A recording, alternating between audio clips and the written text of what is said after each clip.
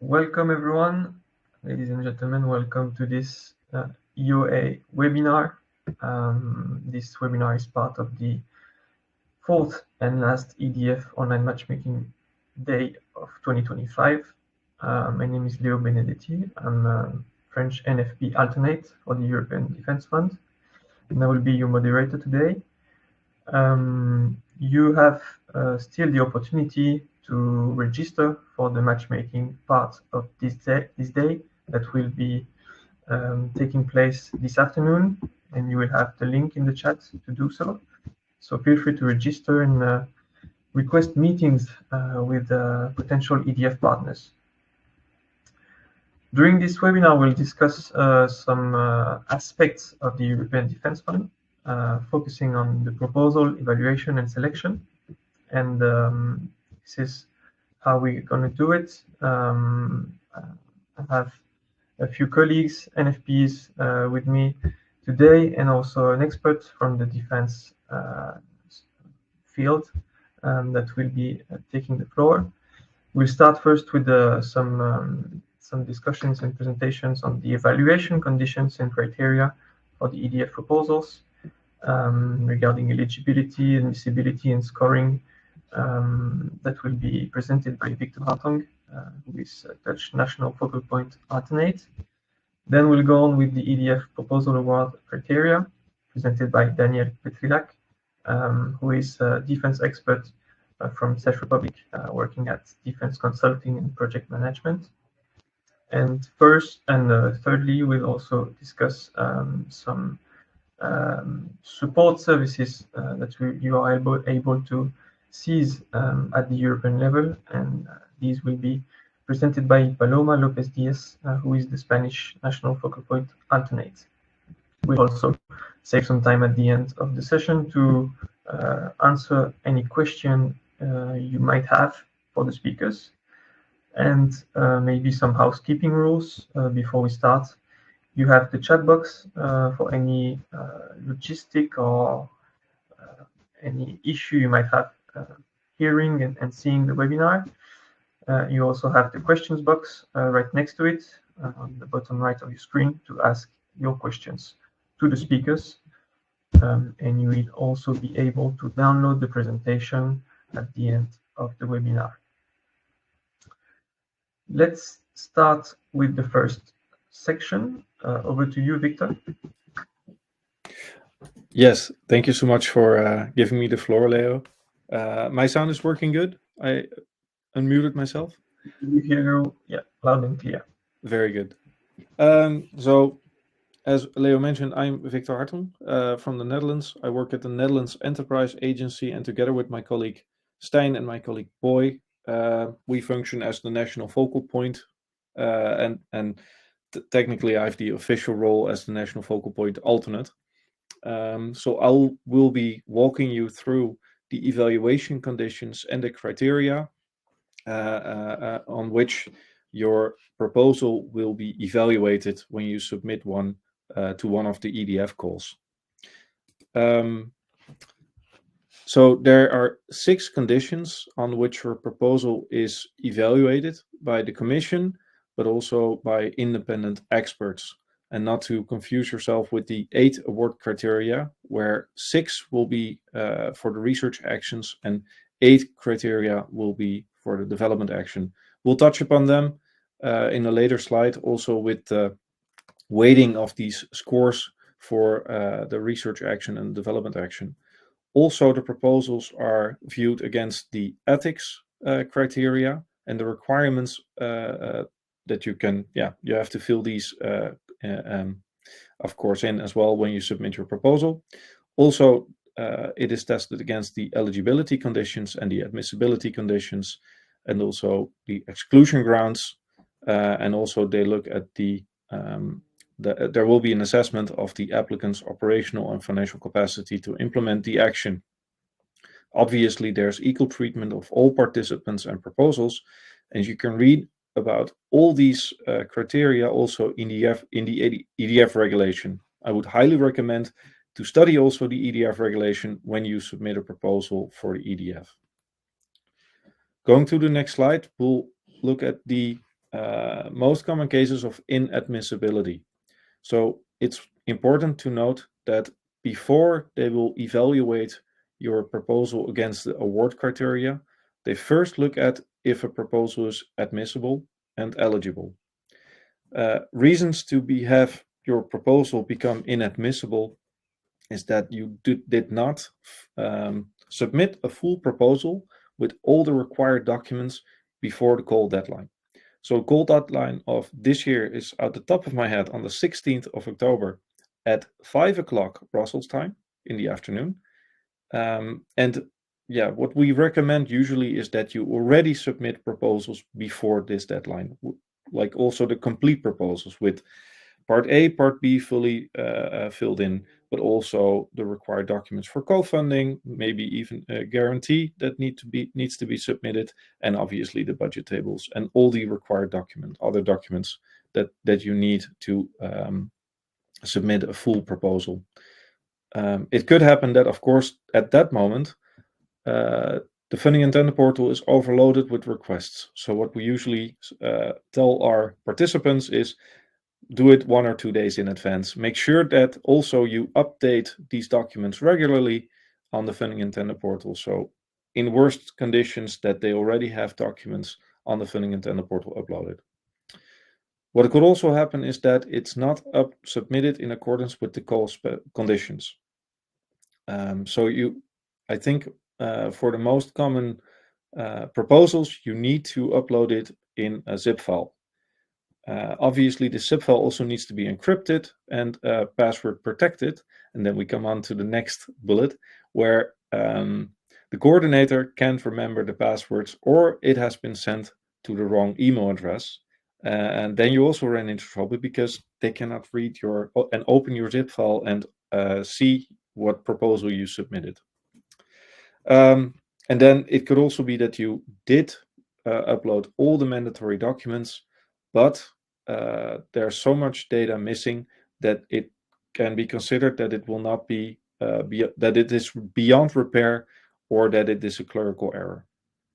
So please be aware, these mistakes, they should not happen if you just follow all the rules, and it would be very much a waste of your time and effort if these are the cases that you become inadmissible. Then we come to the next one, and that's being eligible. So eligibility conditions are to be met, of course, at the level of the consortium, but also the entity and, of course, the action. So I would highly recommend also to always look at the call document provided on the funding and tender portal specifically for that call. So look up the call and the topic ID on the funding and tender portal. You should be able to find a call document where it clearly states what the eligibility conditions are of that call. And for example, I jumped to the bullet in the middle. Some proposals are not covering all the mandatory activities. These are mentioned in the call document on the funding and tender portal. That's also the most up-to-date version of the call topic. Then other reasons could be that the proposal is submitted with not reaching the minimum number of independent eligible entities. For all the calls except for the disruptive, the minimum amount of minimum amount of independent eligible entities also from 3 different member states or Norway should be 3, but for the disruptive, this number is 2. The proposal should also, of course, not include entities with highly evolved roles within the consortium from outside the EU or Norway. They can be included as associated partners, but they cannot do very high roles, and you need to explain very well why this should be the case. So we rarely see this actually happen, and it could be a reason to become ineligible. As I mentioned, the proposals not covering the mandatory activities. Always look at what the mandatory activities are in the call document. Also, there are the standard rules where subcontracting per applicant is 30%, exceeds 30% of its eligible cost.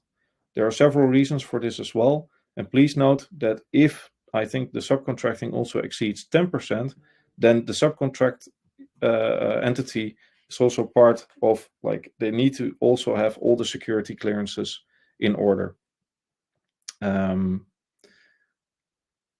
What I furthermore like to say is that the subcontractor can only bind themselves to one applicant in the consortium.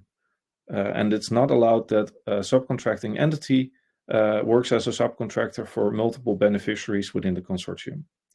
Also, please note that for the non-thematic SME calls and SME and research organization calls, the proposals are not, if the SME is not the coordinator, then it's also not eligible. No, I'm saying it correctly. Then it's ineligible. So with all these terms of inadmissible and ineligible, it can become quite complicated. So please note of these rules. Also, please note in the SME and research organization calls that the budget allocated to research organizations cannot exceed 40% of the total requested grant amount. Then we move on to the award criteria. So please note that the award criteria 1 to 8 are for the research calls, and 6 and 7 are only for the development calls. So it focuses obviously on excellence, innovation, the competitiveness, strengthening the EDTIB autonomy, the new cross-border cooperation, and implementation. And for the development actions, there's also the member states cooperation, which, well, technically you could view as how many letters of intent you can acquire, and the life cycle efficiency. So there's also a different weighting of this course, but let's first at how are these all these criteria awarded. And that is, you begin with a maximum score of 5, and then they look at what it's actually missing. This is how the evaluation is being done. So if you fail to address everything, then you end up with a 0. And I think the minimum threshold you need for per point is above 2.5. So the weighting is done a bit differently for the research actions in comparison to the development actions. You see that more weight is on innovation with the research action, whereas with the development action, there's more weight on the strengthening the EDTIB autonomy. And obviously, as mentioned earlier, life cycle efficiency and member state cooperation are not applicable to the research actions. Therefore, you also see that there's a minimum pass score, which is 30 for the research actions and 37 for the development action. Now, the most common cases on how you get such a low score is that, for example, there are inconsistencies between part A and part B in your submission, and where part A always prevails. Also, it can happen that the proposals are in general not detailed enough, so they cannot be evaluated properly. And also what happens is if you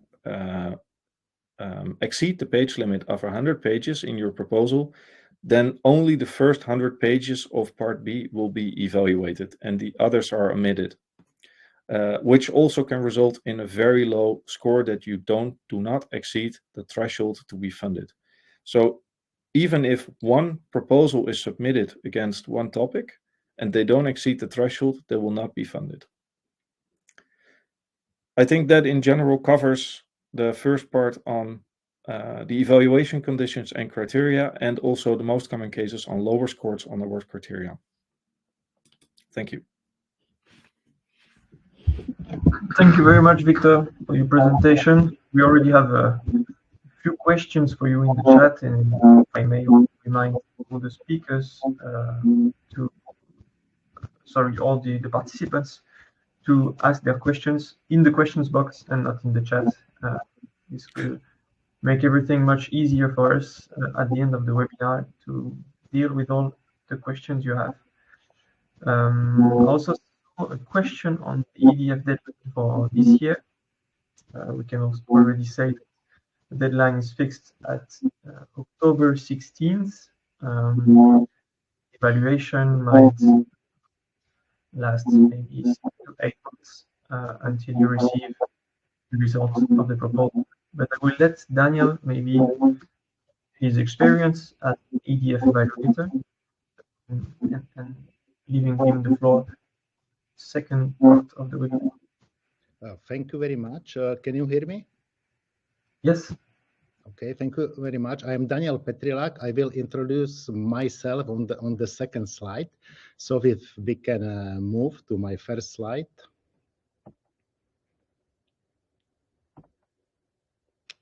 Okay, thank you very much once more for this possibility to present during this webinar. What I would like to add just that there are plenty of information about the European Defence Fund. You can find different information on the different websites. I think that DigiDefis and all the defense organizations are doing a very great job. For example, this is a webinar which you get much more practical information. So my goal for today is to be much more practical. I would like to share my experience from the evaluation and of course from the drafting the projects for EDF. And I hope that I will be able to help you to prepare more competitive proposal, and maybe I can answer or show you some potential mistakes, or I will try to share a key lesson with you. Thank you very much. Next slide. Very short introduction. Of course, for a very long time, I work on the other side than private, I would say, in our Ministry of Defense as an active military. I was member of different NATO or EU working groups. Also, I work in European Defence Agency, which is important for this European Defence Fund because I was involved at that time with the predecessor of European Defence Fund, which is Preparatory Action on the Defence Research, European Defence Industrial Development Programme, and as well in 2021 also in a first iteration of the European Defence Fund. Why I am here? Yes, because I evaluated EDF project, exactly 2 projects. One was research, the second was development project. Also, I submitted, I organized consortium for the European Defence Call, and which I would like to point out that those 2, my experience, evaluation, and submitting the projects are really interrelated. Yeah. So sometimes I will talk as an evaluator, sometimes as a person who develop one or submit one project under the European Defence Call. Okay, next slide, please. But before we will just very shortly, of course, with all the companies, I sign a non-disclosure agreement. It is clear. And concerning the evaluation, of course, there is some kind of confidentiality for several years. So I will try to be more general. I cannot be concrete. But what I like to point out, based on my evaluation experience, as well as a person who created the consortium, yeah, that each company is really unique. You know, this is my really experience. Each company has totally different aim for EDF. Of course, everyone wants to get a grant, yeah, for their development project. But for one company, the defense sector can be primary aim, and they are really focused on the defense project. Another company is just a very small startup or a small company and has totally different problem. Yeah, they must pay people, manage cash flow, or for their defense can be just only a few % of their turnover. Yeah, so I really realized this, that each company has a total set of different problems, and this I also noticed during the evaluation. You can see that if there was a really big company which is really dedicated to the defense sector, they address, I would say, the defense requirements much better than the small company. Yeah, so this is really one point which I would like to address, that you really should focus, because it's European Defense Fund on the defense topic, and you should address them really precisely, because unless you are a company which doesn't have the experience in this field. And of course, as I mentioned, there are plenty of information about EDF. One of my experience is when we tried to submit the project a few days before, we experienced some kind of problem with the budget Excel document. We sent question or some request to DigiDefis. The reply was very quickly, within 24 hours, as they promised during the European Defense Info Days. So don't be afraid to ask if you don't know something, because they are really helpful in this area. Okay, that's it.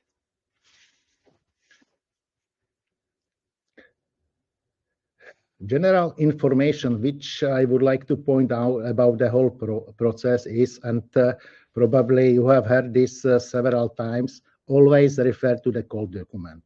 In the call document, you can find all the necessary information which are related to the call. Yeah, it includes part A, which is more administrative part, I would say, and part B, technical session. It contains the scopes, condition, expectation, requirements, and I would say that any deviation can lead to reduced score, or if it is really unclear, there can be some, these cases, ineligibility or very poor evaluation by the committee. So from just for you to give you the idea how the process is, the first screening, mainly part A, is done by DigiDefis. Yeah, it covers basic administrative checks like admissibility, completeness of the documents, eligibility, for example, SME declaration.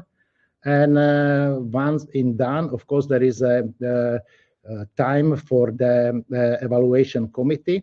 Evaluation committee once more take a look on this document, which are a part of A, and the part B is the majority of work and evaluation happens.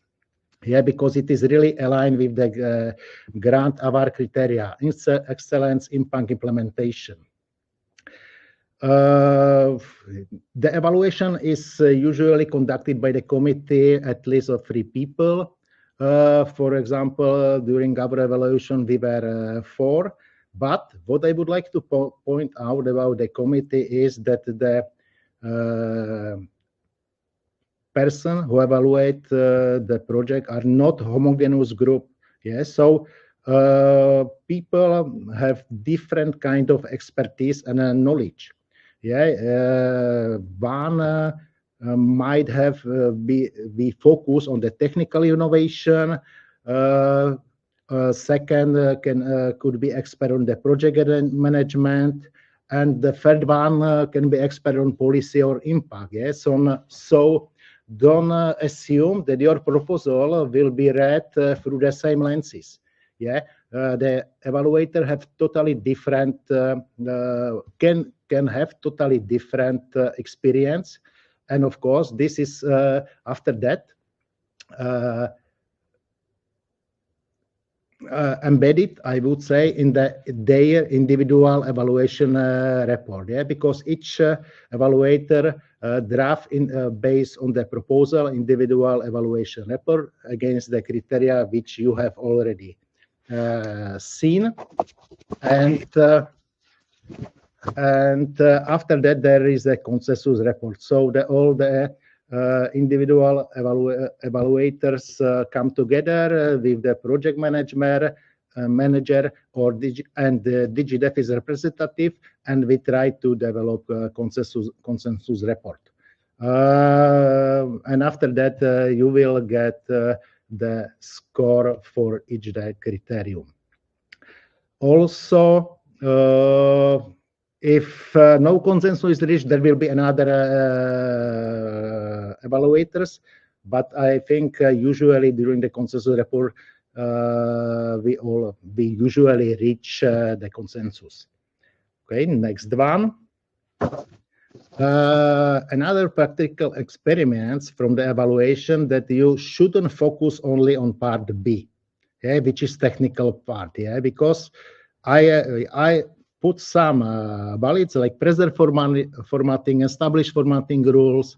Yeah, you have inconsistent fonts and misaligned content in the fields. It also belongs to part A and part B, but what I would like to highlight is that you must also have some annexes. For example, participant information, list of infrastructure, ownership control, etc. Yes, so, and if you have 5 members of consortium, for example, you gather all these documents, especially participant information is important, and you will put these documents into one PDF file. Yeah, and it is really disturbing if one company uses font times, the second one Calibri, the third one have size font 14, the third one has 10. Yeah, and of course, for us as evaluators, I always compare this participant information, for example, with the part B document. Yeah, because I am looking for the expertise of the company's infrastructure and try to link this innovation excellence. If the company is able to fulfill all these criteria, and if there is this inconsistency, this really, I would say, disturb the evaluator. So it looks like this may seem minor, but this can really distract the evaluator and can undermine the professionalism of your submission. Also, what I would like to add is that you should, of course, very balanced, I would say, highlight what you want the evaluator to remember from your part B or this technical part of your evaluation. Yeah, because of course there are some important information which you would like evaluator focus on. Yes, so you can use some kind of structure, bolding, visual elements to really help the evaluators focus on the right points. Yeah, and also it will show that your proposal is really coherent and it is really easy to navigate throughout the whole document. And next one. Some information about the budget. Based on my experience, I would say very quite efficient MacBook Pro, but the budget document is a really complex document with plenty of macros. When it works really, really well, but I would like to just point out that it's really necessary to save regularly your work because it has some kind of issue. Also, I mentioned the issue with the budget and budget document and submission. Yes, so we weren't able to really follow the core document in this part because we have all information on MacBook, and the MacBook wasn't able to do the proper formatting for the document. So this is very informative, and just I would like to know also for the budget. I think it's very good to have prepare all supporting material in advance. Yeah, because there are plenty of issues with copy pasting. Yes, so it really takes time, especially if you get 5 different budgets from 5 different companies, and one person will gather all the necessary information together. Yeah? It's not sometimes it's not really easy. Also, from the evaluation, there are, as always, some red flags. For example, if we are talking about the project management cost or personal cost, yeah, you should be really reasonable. You cannot have 25% of project management cost for the project, for example. Yeah. Also, if you have personal costs for the normal work of the person throughout the year, 100 euro per hour, you cannot have for the project 250. Yeah, there is always some kind of and also there should be reasonable number of trips and a number of meetings and person who attend these trips. The budget preparation of supporting document. Okay, next one. And we are in part B. It is really focusing on your innovative project.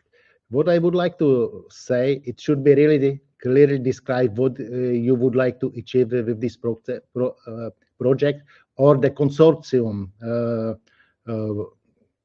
what kind of result you would like to achieve at the end of the project. So it is a really complex document, I would say, and requires a really substantial effort.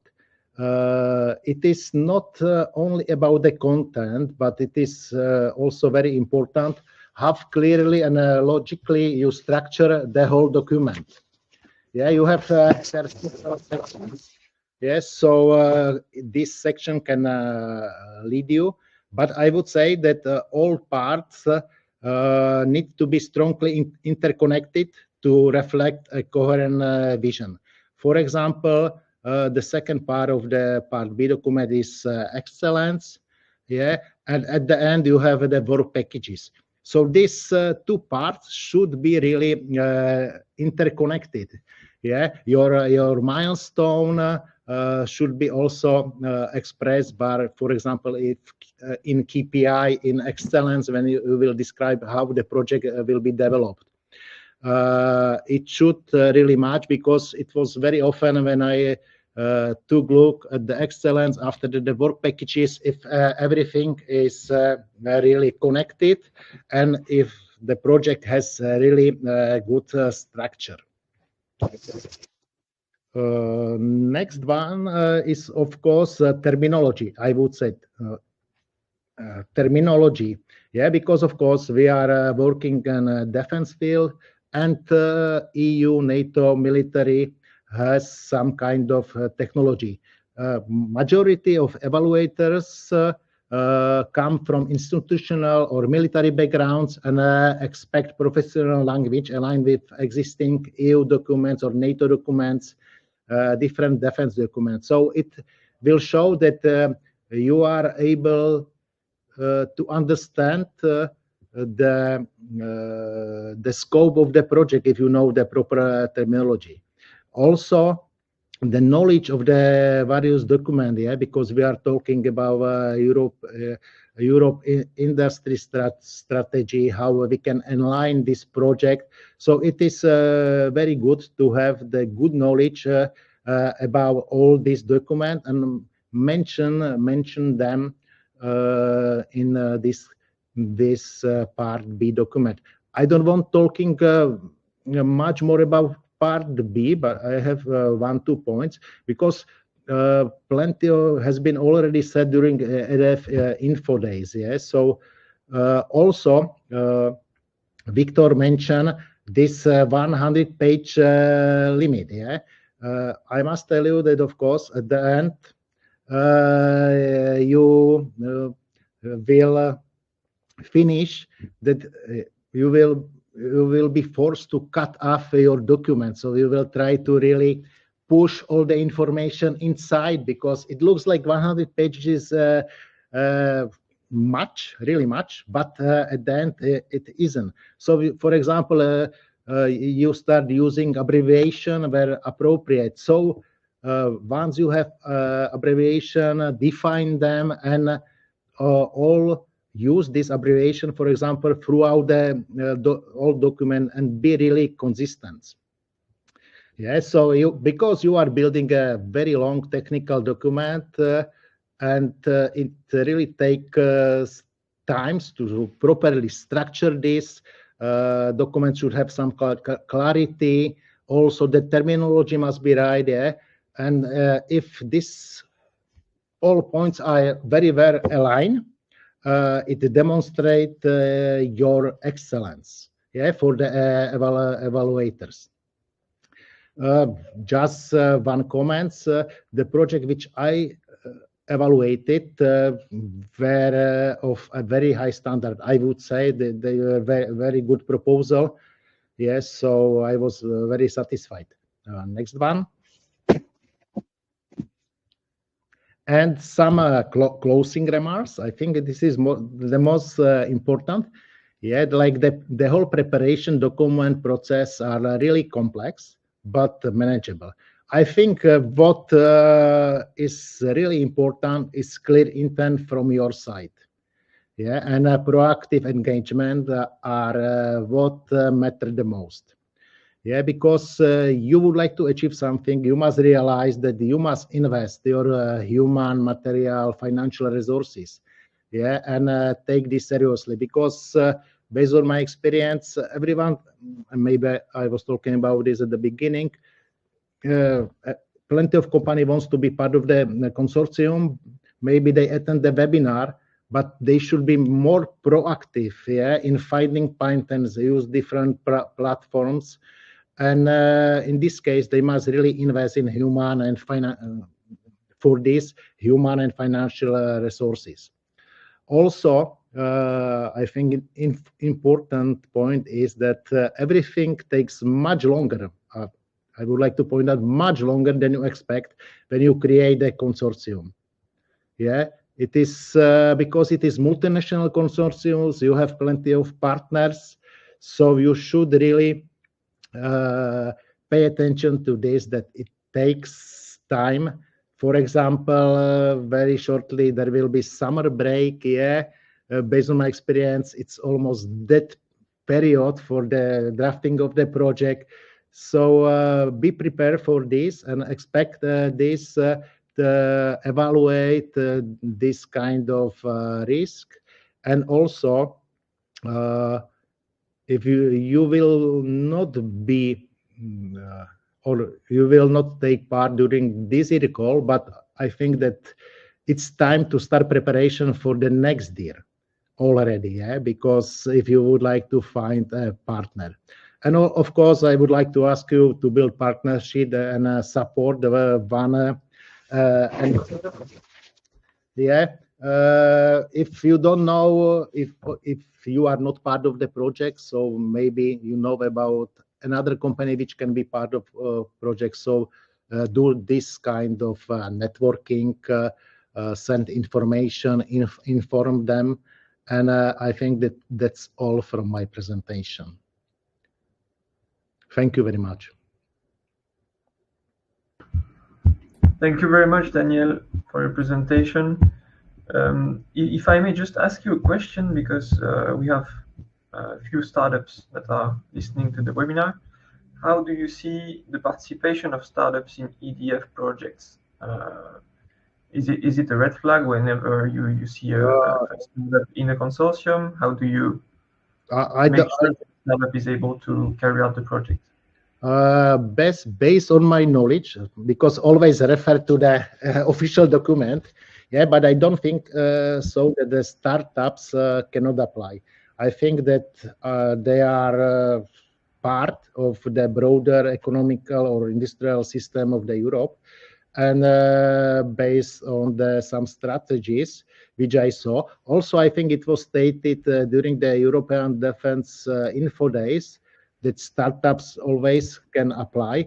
And also, if they are startups during the evaluation, the DG DEFIS, and I think it was stated like this, can take a bit different approach. So they are, I think they are welcome for European Defence Fund. And there is also the call for these disruptive technologies, which requires only two companies from 2 member states. So maybe this fit for these startups. Yeah, I don't know, but it can be in the this case. Yeah, exactly. And we can also emphasize on the fact that the Commission is also more and more attracting startups and SMEs and small players in the EDF with the special actions dedicated to them. I'm referring there into the SME development call, and you also have plenty of schemes within the EDF, and here talking about the EUDIS action that also can benefit the startups. Of course, during the evaluation, there is a part which evaluate this financial condition of the companies, because they must have this declaration that they are able to finance the project. So in this case, of course, as I said, they can be some kind of modification. All right, understood. Thank you. Thank you very much. Switching to the third part of our webinar and leaving the floor to my colleague Paloma, who is a Spanish NFP. Over to you. Thank you, Leo. Good morning, everyone. As it was mentioned, I'm Paloma Lopez, Spanish National Focal Point for the EDF. In the next few minutes, I want to give you a brief reminder of some of the resources you have to understand the EDF, find key documents, and answer some of the most common questions. So let's start with obviously one of the main resources, which is the official EDF webpage on the European Commission's website. On this website, you can find, among other information, the annually published work programs and different tutorials on financial and other aspects. We will send the PowerPoint afterwards, and you can have the link here to the webpage. But basically, as I said on the chat, there are many different tutorials where you can see how you can do the self-assessment to see whether you are considered an SME or not, whether you are considered eligible. So it's a good resource to have in mind. Another one of the key websites that you have to keep in mind is the EU Funding and Tenders portal. I don't think there is a link here, but if you Google it, it's pretty easy to find. And this is one of the main websites because that's where you're going to find all of the calls. So basically, those are the documents where you will see for each call what are the requirements and all of the specifics of each call. But also you have one tab here that it's called guidance and documents or something like that, where you can have all the templates that you will have to use for the proposal.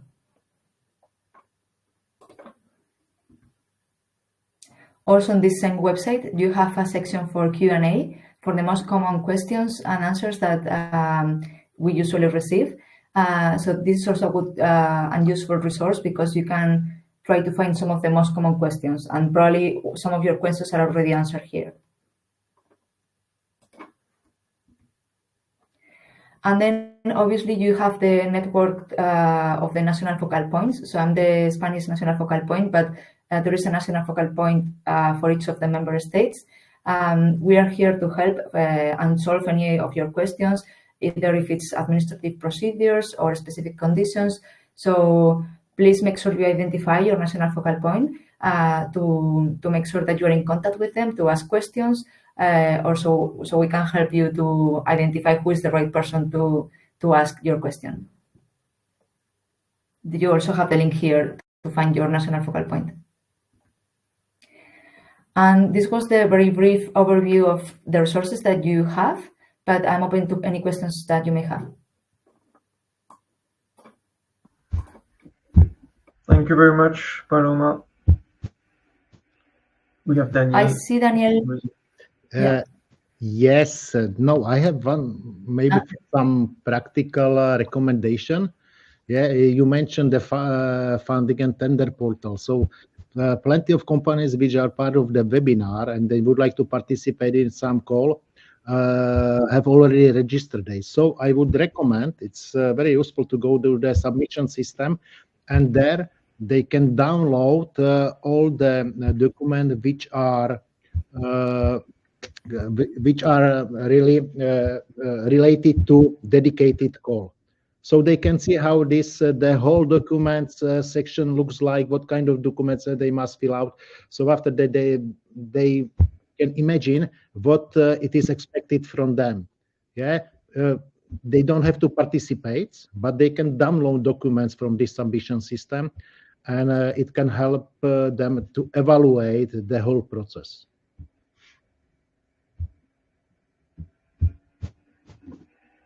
Victor, you would like to pursue?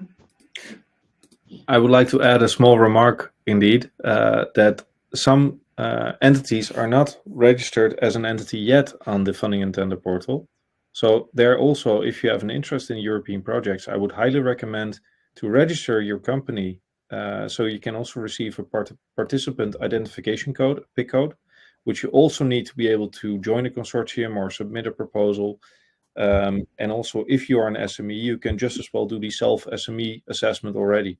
So you also are identified as an SME on the funding and tender portal. It's free.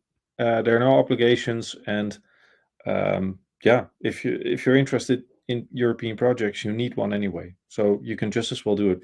Also, you have to be assessed before you can actually join consortia. So that can take time. And if you did this in advance, it gives you, yeah, a better chance, I guess.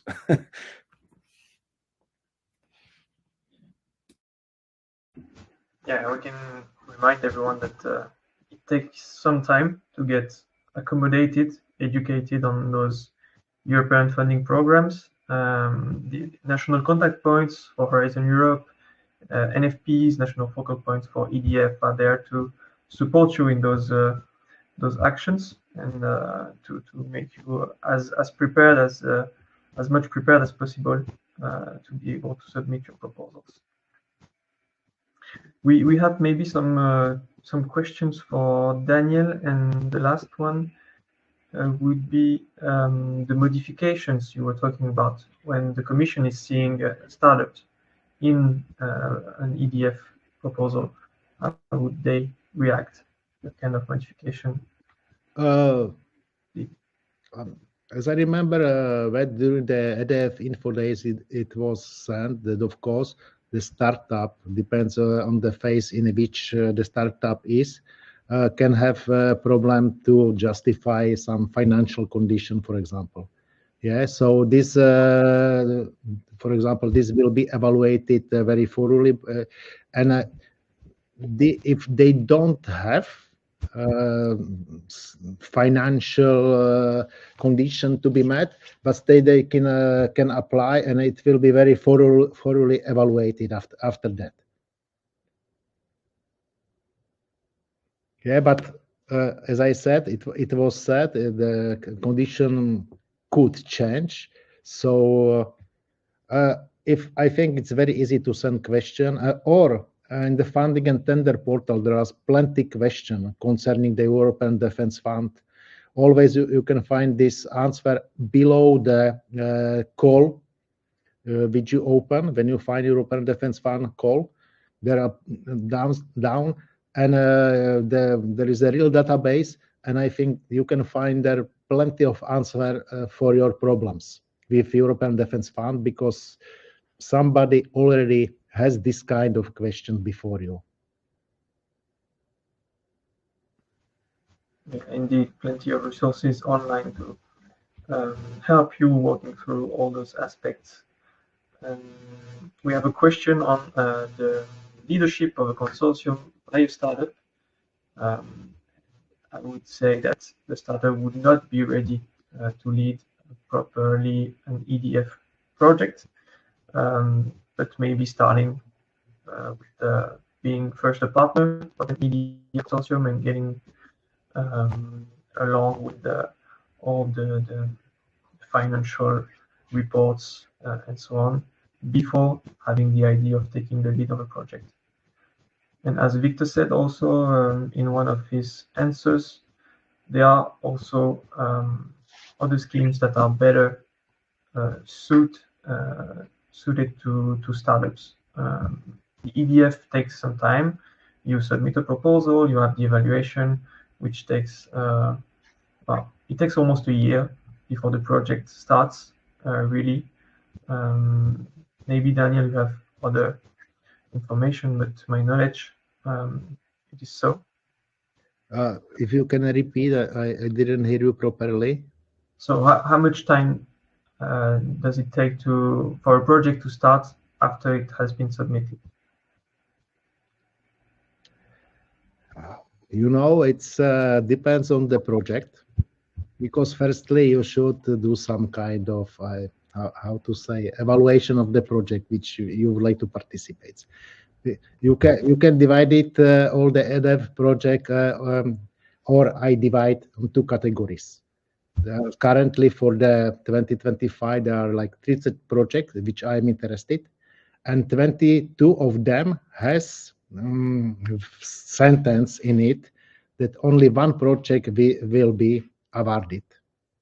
But of course there is a dot, and after that is however, if there will be money, etc. I think that for this project it's quite late to start something now. Because you must find who is organizing the consortium, which member states it's like the lead, or the company from which member states in the lead of this project. It is really hard to get into this consortium. And there are another 8 projects where several consortia can be awarded. Some has really narrow focus, for example, like for a maritime operation, or I don't know. So not everyone can fulfill the criteria, and there are like 2 or 3 only topics which are really open for everyone. So it is non-thematic development action for SME, non-thematic research action for SME and a research organization, and this call for the disruptive technologies. So I would say if you are not in consortium now, it's almost late. It's almost late to start really preparation for this year, or if you haven't negotiated with somebody. But I think it's the right time to start thinking about next year, because it will come very shortly. And through this, you also answer one of the questions in the chat. Yes, next year is 2026, exactly. Victor, you want to add something? Yeah, so I think I can confirm what Daniel has been saying, that consortia are at the moment, they need to start to work on their project proposal because over the summer happens quickly, and then after the summer, you already need to have a very good idea of what you intend to do with your project to really start. Then you actually need to finish your project proposal, because in 1.5 months you need to have submitted everything, because the deadline is, of course, the 16th of October. In addition, to get the support of member states, there are different deadlines to get support from the member states. For the development actions, this is obviously, you need to have that to the support of at least 2 member states to become eligible to submit your proposal. And as for your remark about the timelines, when you have submitted the proposal, it takes roughly 6 months before the evaluations are published. That's the typical timeline from the Commission. And from there, you start to work with the Commission towards a grant agreement. Now, this can take 3 months, but we also know examples that it unfortunately has taken a bit longer.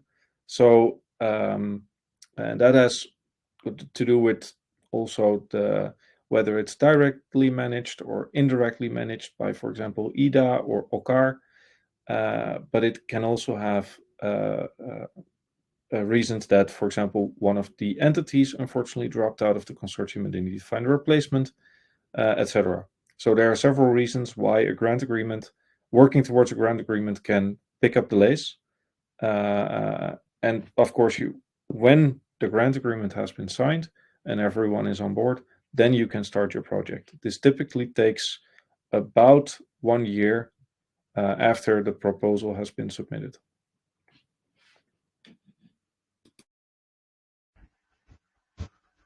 Thank you, Victor, for the compliments. You might have some other questions. Feel free to ask them. We have 5 minutes left, open for discussion. Maybe one question on the management of EDF program. Is it the same way as the PCRD was managed? So I never heard about this project, this program. Maybe some of the speakers have an idea. Paloma? Well, actually, I was going to talk about something else. So I know that we gave a very brief overview of the resources, but I just put on the questions section 2 links, one for the LinkedIn page for the Enhancing Opportunities for All, which is the project NFPs are doing to update all of you on the next events. And also you also have the link to the B2B platform where you can find some of the partners, potential partners for the consortia, just so to highlight this. Okay, thank you. About PCRD, Daniel, Victor? Yeah, so each funding program has its own specificities and its own management way. Quickly trying to find out, PCRB looks more towards the tendering process. I think what we can say here is that there are similarities between Horizon Europe and the European Defence Fund, but they each have their own specific set of rules as well. So be very careful when experience with Horizon Europe can work in a good way, but please consider that EDF has its own set of rules additionally to Horizon Europe. For example, the funding rates are based per activity, and each work package needs to you need to assign an activity to a work package, which has an influence on the funding rate of the proposal. So there are differences to Horizon Europe in the start proposal preparation and just a set of rules, and also with how the project is managed. I think in EDF we will see more indirectly managed projects, which can also be considered differently from Horizon Europe. I hope that answers the question a bit. Sure gives some elements. Sure. Maybe Daniel can take this one. Is it advisable for a newly formed consortium to contract a well-established proposal writing agency? I think you should have the right answer to this. Depends on the companies. I should say yes, because it is partially my job. But I would say that depends what kind of consortium you are forming, what kind your experience is. If you are established in this defense field, if you have connection to the Ministry of Defense or certain military service, you know what you are talking about, what kind of companies will be involved, if you have resources for this. It is really hard to evaluate from my side. I would say the first you really should answer a few questions about this and say if you have really expertise. Because we are talking about the future technologies. We are talking about maybe about dual use technologies, which is also supported. And so depends on your expertise, I would say. And almost one of the questions that come back every time is how is the involvement of well-known and known companies in a consortium? How important is it for a project to be winning? It's also very hard to answer. Sometimes it can be very valuable, sometimes not. I think it's as I said during my presentation, you should really have a clear intent, what you would like to achieve. And around this intent, build a consortium, divide the role within the consortium, and clearly describe how you would like to achieve this. Yes, so based on this evaluation, maybe you will find out that to have a big company as a part, and if they will be willing to be part of this consortium, it is the good idea. Or maybe you would like to be much more flexible, agile during the development. So you will look for the SMEs. Yeah, this is, but you should really have the clear intent and the willingness to really invest resources into this goal.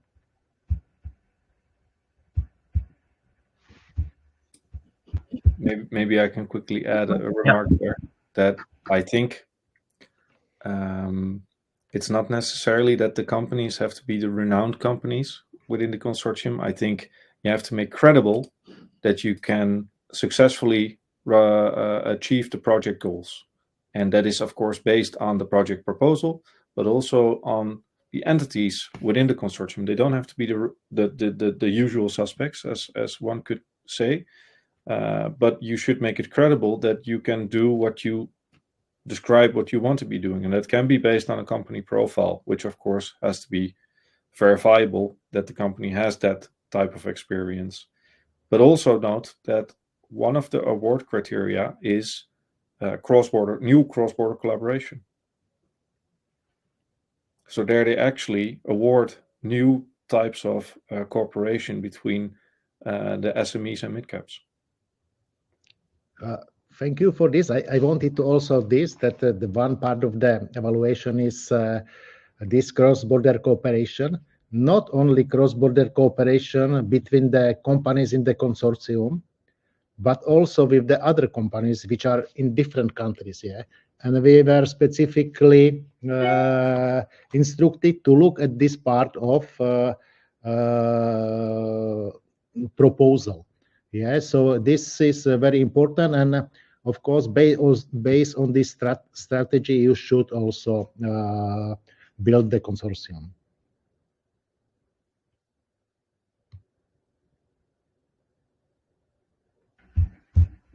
Well, thank you, Daniel. Thank you, Victor, for your interventions. I think we are pretty good for today. There are still remaining questions, but I'm afraid we will not be able to answer them. Please, to all participants, you still have the opportunity to register to the B2B matchmaking part of the day on the dedicated platform. You have until 12:30 to register and request some meetings. There are plenty of NFPs, national focal points, that are registered to the platform. So don't hesitate to create your profile and request meetings with them and ask your questions about EDF and others. If any other speaker has anything else to say, I think we can close the webinar. Thank you very much, everyone, for your participation, availability. Paloma, yes?